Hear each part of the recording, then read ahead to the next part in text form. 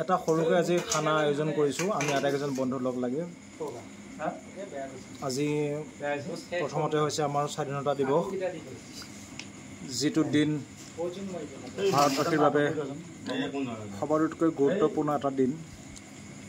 আজিৰ এই দিনতেই আমি সমগ্ৰ ভাৰতবাসীয়ে স্বাধীনতা লাভ কৰিছিলোঁ।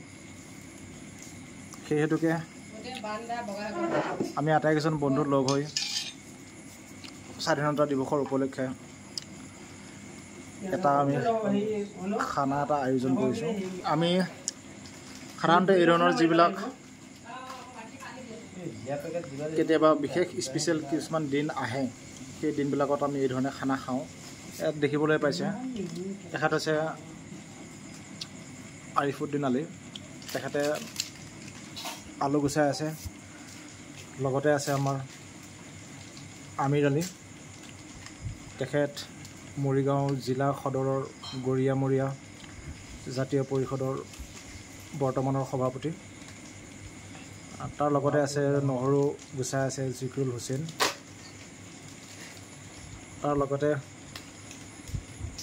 মছলাৰ কামখিনি কৰি আছে ৰহুন পিঁয়াজকে ধৰি আদি কৰি ইয়ানুল হক।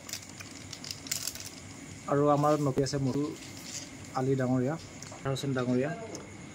আপোনালোকে চাগে তেওঁক দেখা পাইছে ইতিমধ্যে ফেচবুকত। তেখেতে বহুত ধুনীয়া, তেখেতৰ সুৰ বহুত ধুনীয়া, তেওঁ গান গাব পাৰে। আৰু এই ঘৰৰ মালিকজন বৰ্তমান অনুপস্থিত, তেখেত ভিতৰত সোমাই আছে।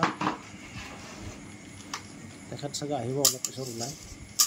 দুআষাৰমান কথা আমাৰ আমিৰ আলী ডাঙৰীয়াক ক'বলৈ অনুৰোধ কৰিছোঁ। আমিৰ আলী ডাঙৰীয়া, আপুনি কওকচোন আজিৰ দিনটোৰ অনুভৱ কেনেকুৱা আপোনাৰ? হয়, আমাৰ প্ৰায় ব্ৰিটিছ শাসনৰ প্ৰায় 200 বছৰীয়া শাসনৰ কবলৰ পৰা আমি আজি যি 1947 চনৰ 15 আগষ্ট তাৰিখে আমি স্বাধীনতা লাভ কৰিছিলোঁ। এই স্বাধীনতা দিৱসৰ প্ৰথম আমাৰ যি প্ৰধানমন্ত্ৰী আছিলে পণ্ডিত জৱাহৰলাল নেহৰু।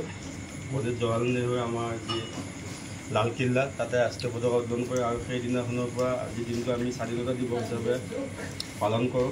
আৰু যিহেতু স্বাধীনতা আমি লাভ কৰিছিলোঁ, তাৰে মনৰ শান্তিত আমি সকলোৱে মিলি লগৰকেইজনে মিলি আমি একেলগে খানা আয়োজন কৰিছোঁ। আমি এতিয়া খানাত সকলোৱে দেখিছে ব্যস্ত আছোঁ। আৰু লগতে মই এইখিনি ক'ব বিচাৰিম, আমাৰ এই স্বাধীনতা সংগ্ৰামৰ কাৰণে যিসকল বীৰ সংগ্ৰামী নিজৰ জীৱন ত্যাগ দান কৰিলে, তেওঁলোকক গভীৰ শ্ৰদ্ধাঞ্জলি জ্ঞাপন কৰিছোঁ। আৰু তেওঁলোক আমাৰ যিহেতু ভাৰতৰ ইতিহাসত সদায় স্মৰণীয় হৈ থাকিব তেওঁলোক। আৰু শেষত তেওঁলোকক কৈ মই ভাষণ সামৰিছোঁ। ধন্যবাদ। ইয়াৰ পিছত মই আখতাৰ হুছেইন ডাঙৰীয়া, তেখেতক দুআষাৰ ক'বলৈ দিছোঁ। আমাৰ ৰান্ধনি তেখেত আজিৰ খানাটোৰ। হয়, আজি বহুত দিনৰ মূৰত গোটেই লগৰ বন্ধুকেইজনক লগ পাইছোঁ। যেনে আমাৰ সকলো আছে বন্ধু লগত, আপোনালোকে দেখা পাইছে নিশ্চয়। ময়ো আছোঁ দেই ৰাইজ। আমাৰ মামুন আছিল। ইতিমধ্যে মই ভিডিঅ'টো কৰি আছিলোঁ আপোনালোকৰ আগত, আৰু আপোনালোকে গম পাইছে যে আমি এই কাৰণে আজি খানা খাইছোঁ। বিশেষ তেনেকুৱা একো প্ৰগ্ৰাম নাছিল, একমাত্ৰ এইটো পবিত্ৰ দিনৰ সৰণিতে আমি আজি এই খানাটো খাইছোঁ।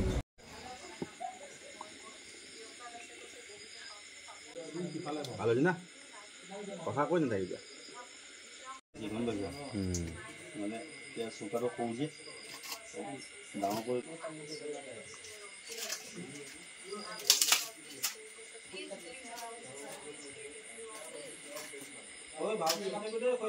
পইচা নাপাতে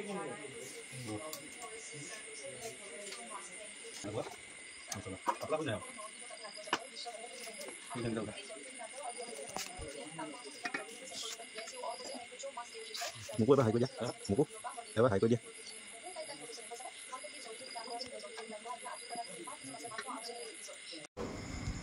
চাহ দিম মই এই কৰি লওঁ। এই আমাৰ আতিউৰ ৰহমান।